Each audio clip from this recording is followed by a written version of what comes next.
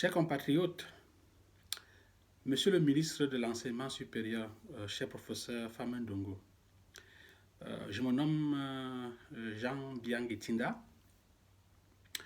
Je suis l'ingénieur qui vous a envoyé, qui vous a écrit une lettre publique par rapport à la polémique de 32 gigas qui serait égal à 500 gigas dans la nouvelle technologie. C'était une lettre assez simple que tout le monde pouvait comprendre, même la maman au village. Et je crois que les Camerounais l'ont aussi très bien compris. Mais vous êtes revenu à la charge après le support du président de la République et vous avez donné une interview le 26 février parlant justement des ordinateurs qui ont été offerts par le président de la République aux étudiants.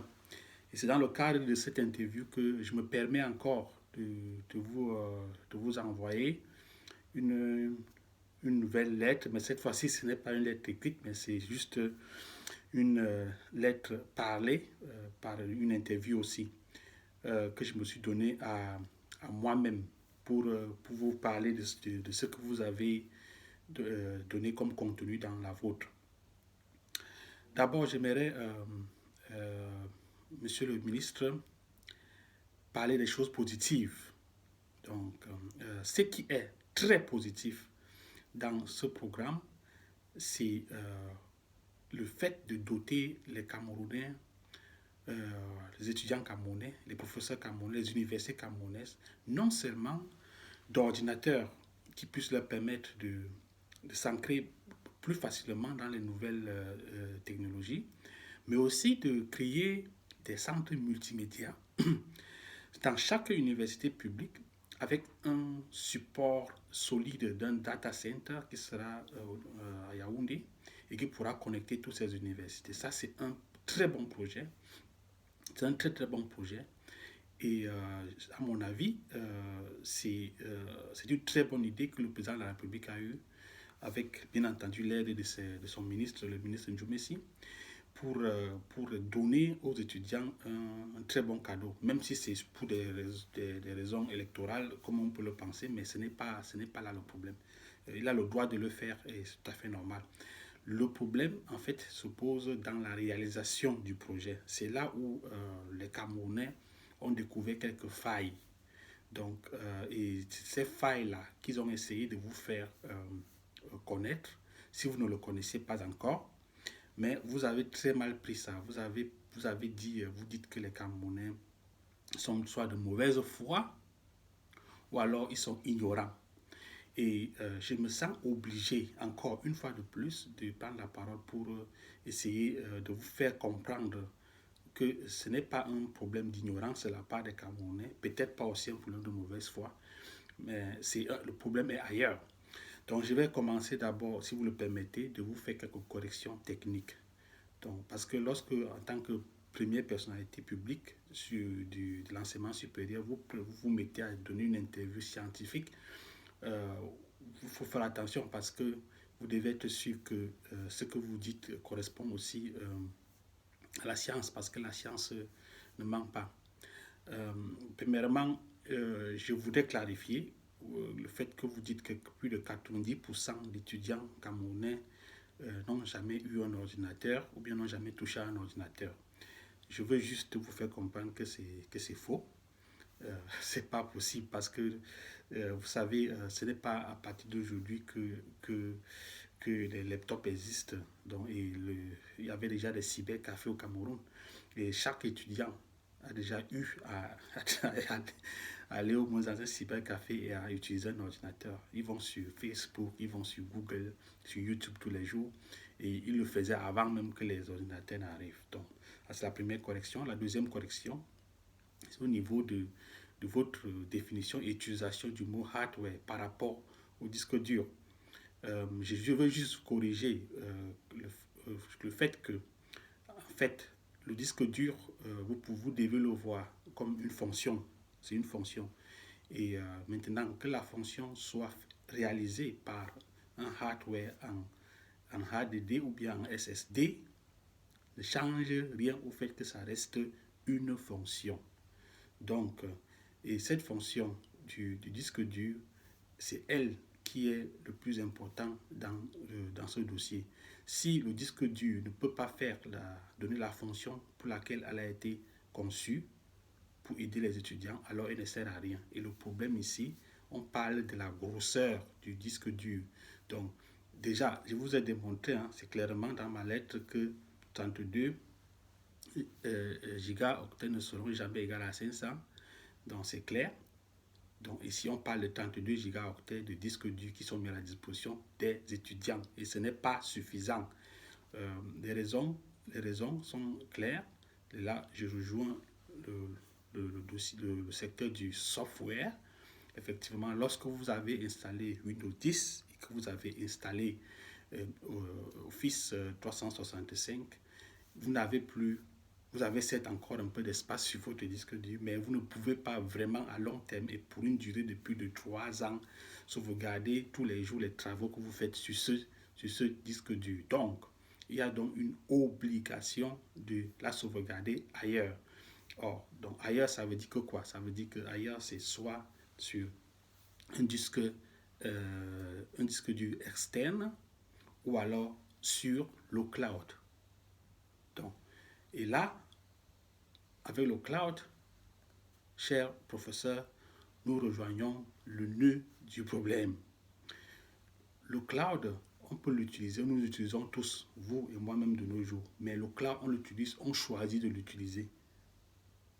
Quand on choisit d'utiliser le cloud, c'est peut-être pour y mettre les emails, stocker les emails, stocker les documents et des informations que l'on ne trouve pas si importantes que ça. Mais forcer les étudiants à utiliser le cloud est un gros problème, cher professeur. Et c'est là le nœud du problème. Le fait que vous avez prévu très peu d'espace sur le disque dur force donc les étudiants à déposer toute leur documentation et donc tout leur cerveau, tout leur savoir, pas seulement les étudiants, mais les professeurs aussi, à déposer tout leur savoir sur le cloud de Microsoft. Le cloud de Microsoft, ce n'est rien d'autre qu'un data center aussi qui a des ordinateurs ou bien qui a des modules de sauvegarde de données qui sont dans d'autres pays, qui ne sont pas au Cameroun. Donc, si vous aviez fait un cloud au Cameroun, et que c'est dans ce cloud que les données des étudiants et des professeurs allaient être sauvegardées, on se serait peut-être plaint à 50% de cette affaire de cloud et de 32 gigas. Parce qu'on serait au moins sûr que stratégiquement, le travail que les enfants vont faire, les recherches, des trouvailles qu'ils vont faire, ne seront pas déposés, donnés gratuitement à des étrangers, aux Américains. Ils seront quelque part sauvegardés au Cameroun.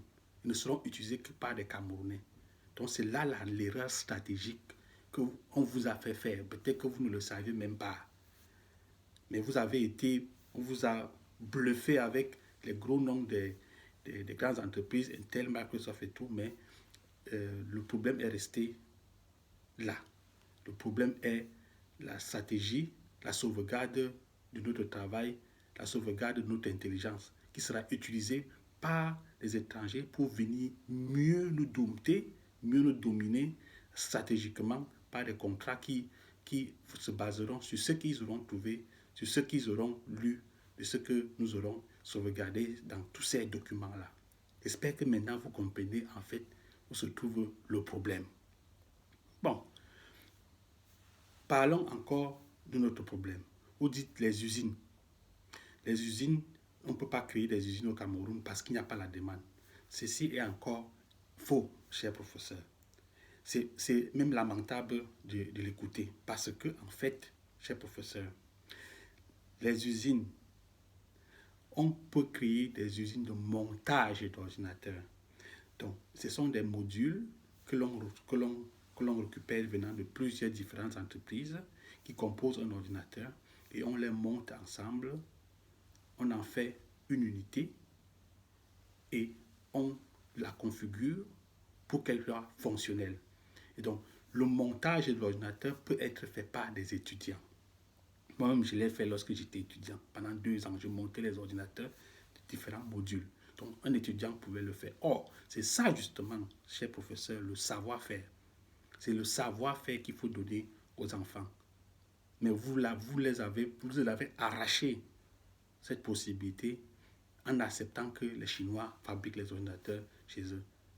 Oui, bon, vous allez dire que ces fonds sont chinois, c'est vrai, mais personne, aucun Camerounais ne vous croira que c'est un don gratuit, parce que c'est beaucoup d'argent. Donc ça veut dire que quelque part, le gouvernement a dû donner des concessions quelque part. Donc c'est nous qui subissons ça. Donc c'est notre argent avec des ordinateurs qui sont fabriqués hors du Cameroun et pas par des Camerounais. Donc c'était une chance. Acceptez ça tout simplement, que vous n'avez pas suffisamment réfléchi pour donner cette chance-là aux Camerounais.